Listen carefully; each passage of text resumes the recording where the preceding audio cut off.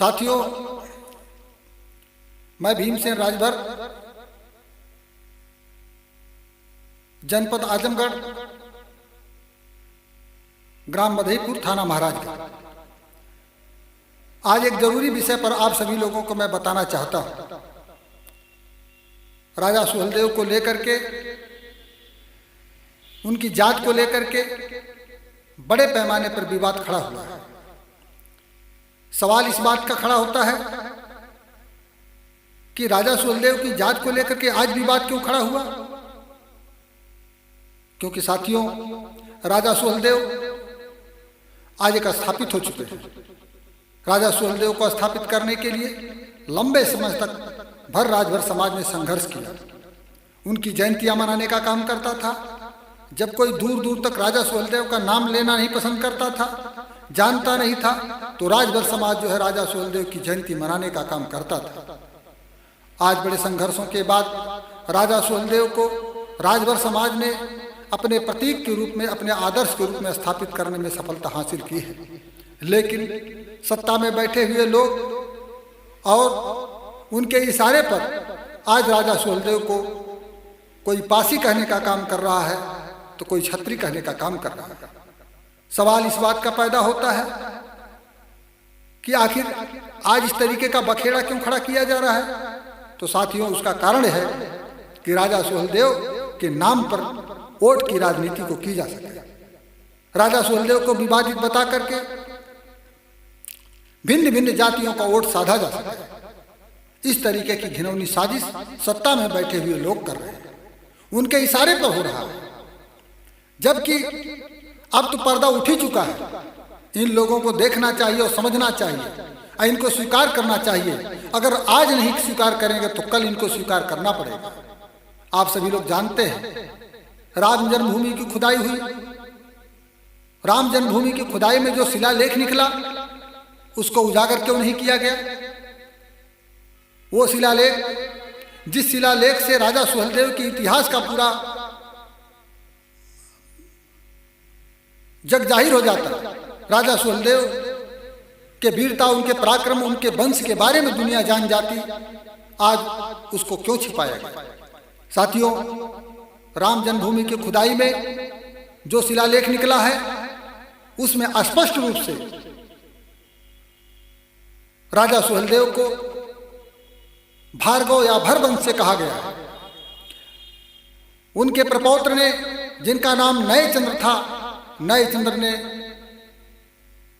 उस मंदिर को बनाने का काम किया था जिस मंदिर को मीर बाकी ने ढा दिया। उनकी पूरी वंशावली है और उस वंशावली को कोई और नहीं लिखा है। खुद राजा सुहेलदेव के प्रपौत्र नए चंद्र ने लिखा है, आयुषचंद्र ने लिखा है। तो उससे बड़ा प्रमाण क्या हो सकता है। लेकिन भारतीय जनता पार्टी के लोग ये जानते हैं कि राजा सुहेलदेव के संबंध में अगर शिलालेख की बातें प्रमाणित कर दी जाएगी तो सारा विवाद खत्म हो जाएगा। लेकिन वो जानबूझ करके योजनाबद्ध तरीके, साजिश के तहत राजा सुहेलदेव को विवादित बना रहे हैं वोट साधने के लिए। लेकिन साथियों, सारी साजिश नाकाम होगी, होके रहेगी। जब जनपद बहराइच की गजेटियर में शुद्ध रूप से राजा सुहेलदेव को भर बताया गया,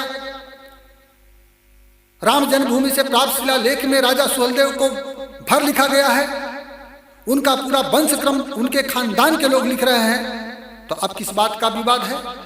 लेकिन ये सारी तथ्य को, गजेटियर के दस्तावेज को, शिलालेख के प्रमाण को नजरअंदाज करते हुए इस तरीके की वोट साधने की घिनौनी साजिश करने का काम भारतीय जनता पार्टी के लोग कर रहे हैं। आपको याद दिलाना चाहता हूं, अयोध्या के चारों तरफ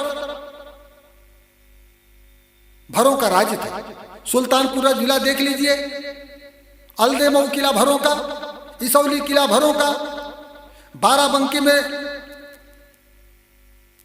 बाराबंकी भर राजा बारा के नाम, रुदौली रानी किंतमा का कुंतौर, गोंडा में मानिकचंद, बहराइच में राजा सुहेलदेव, और हम अगर फैजाबाद अयोध्या अम्बेड के बारे में देखें तो राजा सोझोल राउत, राजा सोहंदल जो सुरूरपुर के थे, इस तरीके से आजमगढ़ को देख लें, उच्च गांव की कोट, दहदुआर की कोट, घोसी की कोट, पवई की कोट, सब भर राजाओं की है।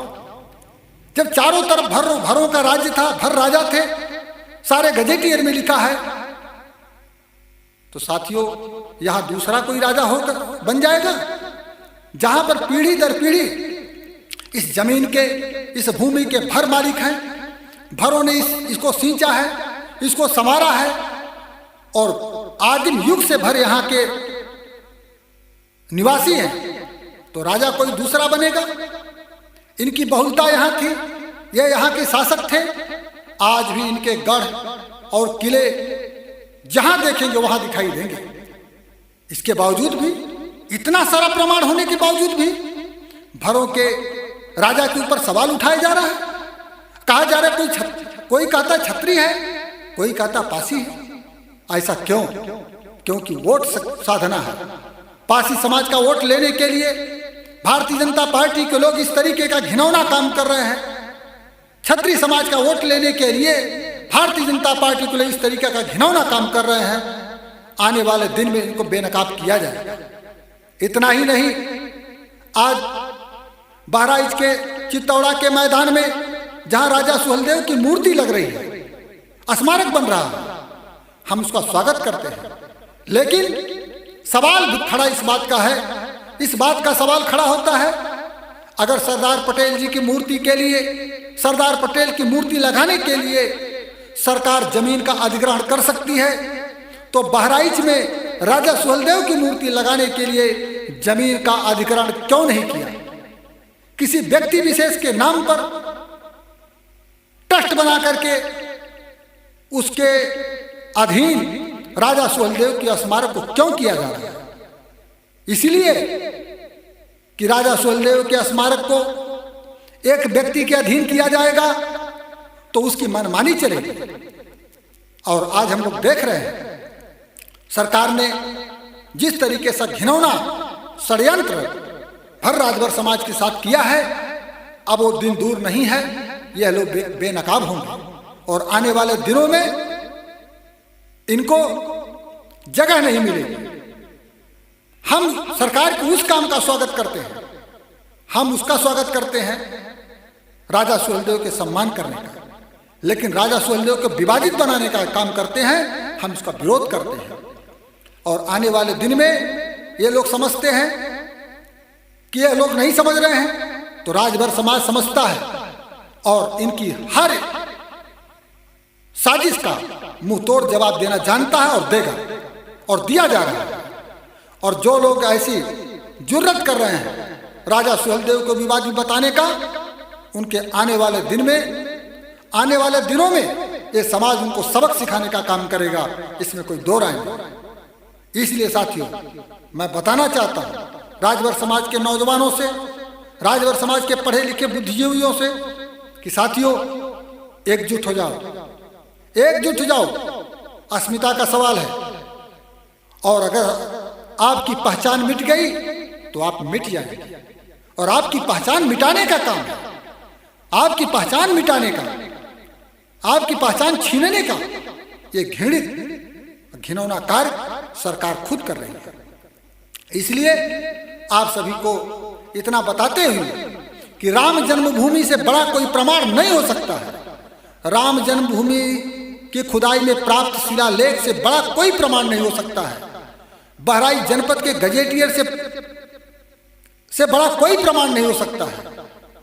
जब स्वतः राजा सुहेलदेव के वंशज प्रपौत्र कह रहे हैं कि मैं भार्गव वंश का हूं, तो अब कौन सा विवाद भाई? लेकिन सारी बातें नहीं माननी है। उनको वोट के पीछे, वोट प्राप्त करने के पीछे किसी के जात, किसी के वंश और किसी भी हद तक जाने के लिए ये लोग तैयार हैं और जा रहे हैं। इसलिए राजभर समाज के नौजवान साथियों, बुद्धिजीवियों, पढ़े लिखे लोगों से मैं अपील करता हूं कि आप लोग एकजुट होकर के पूरी ताकत के साथ जो जहां है वहीं पर इसका प्रतिरोध करें और आने वाले दिनों में हमें कामयाबी मिलेगी। और जो लोग इस प्रकार का विवाद पैदा करने का काम कर रहे हैं वो बेनकाब होके रहेंगे, इसमें कोई दो राय नहीं। इन्हीं चंद बातों के साथ आपसे विदा लेता हूं। जय सुहेलदेव।